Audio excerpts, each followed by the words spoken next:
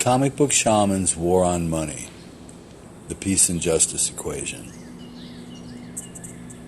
If not for people, there would be no money. No thought of money or need for money, if not for people.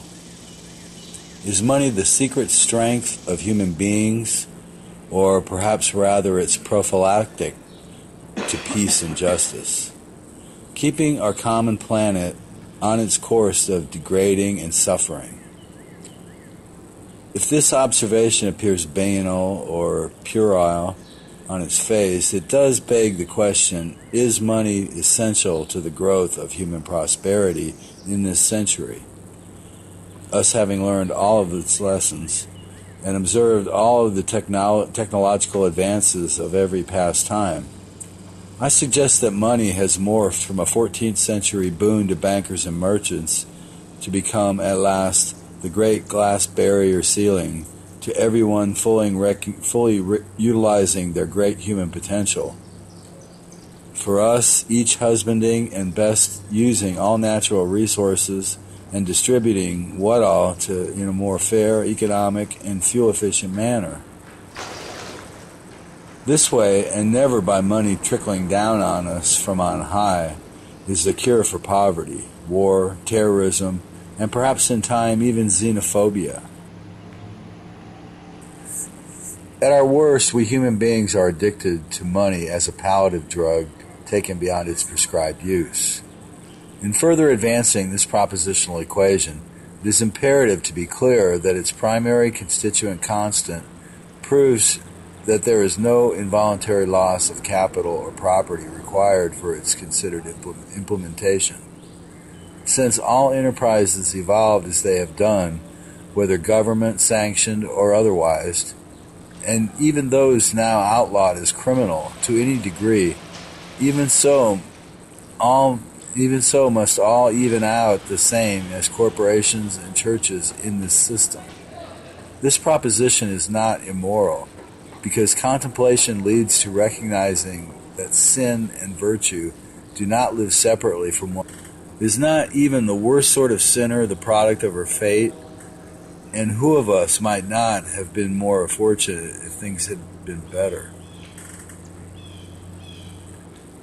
The great and transformative ideas and acts of human beings are rarely intentional at the start. Rather, they are mostly defined and redefined as time passes. It is just the same compared with the actions of men and women. Our war on money's second constant may be stated, don't believe anything, but be open to accept everything. Because nothing in the universe is good or bad, right or wrong, or true or false in all cases, the only excluding factor to be considered is if or not that aspect leads to error. Next, the third constant is that persons always add value. In all economic equations, this constant is similarly thought to be true. But that truth is largely shortchanged when the participation stops flat at a paycheck. The future and mutually assured residual profit is usurped and claimed to be dispersed to middlemen, retailers, suppliers, taxes, etc., as is commonly accounted by the present system devoted solely to monetary gain. The final constant, universal in this system, is simple fair play. It may first seem implicit, yet it proves always at last the hardest proposition to achieve in dominant culture. Once an appropriate provision ensures that every person has some minimum home and food security, each person will then be free and able to gain education or training to the full extent of her capacity, and by this flourish personally. Thus, the world incrementally will be improved, one life at a time. So these four constant propositions underlying the propositional equation systems suggest the calculus at last begins to connect the subsequent 33 variables describing unique aspects of having peace and justice. Henry David Thoreau opined that there is little virtue in the actions of masses of men. We each will find means to solve our own problems as we are able peacefully, the chief being to share our planet Earth together. As the pollution and the degradation of earth, sky, and waters abate, and are cured by all us human beings healed by having strong prospects to achieve each one our own life's purpose. The simplicity of that assertion is clearly supported by the infinite complexity and the instinctive feeling of truth given back in every fact that you, gentle readers, have collected in your lifetime. Facts of any sort, in any way connected by actual concern for yourself, your loved ones, and for any life on Earth.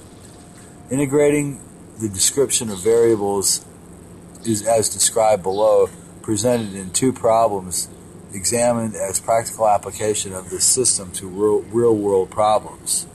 The first is a unique political object concept called, quite descriptively, variable universal happiness. And just one aspect of this system's results make fully feasible. The second propositional equation purports to examine and describe the nature of oppressing post-traumatic stress syndrome, PTSD.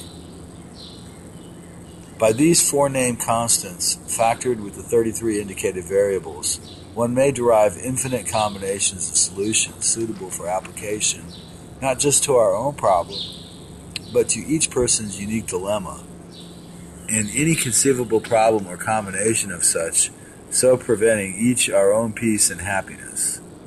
The efficacy starting in the learning that it gives, that is substance, the stuff of our world's salvation.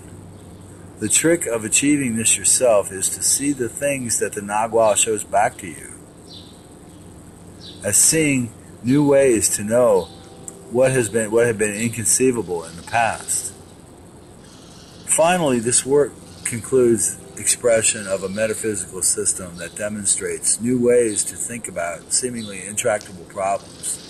It suggests that each person in our world may discover a viable path herself to have her own peace and peace on earth and goodwill among all people, with the assumption of power and intent earned by and with each person's own self-worth. This work, expressing infinite solutions to each person's and applicable to every problem, is thus offered as a comprehensive and asserted to be a definite system, all-encompassing and without error. The system, while simple in itself, must be stated in this complex simplicity in order to invite your investigation by its noble brevity.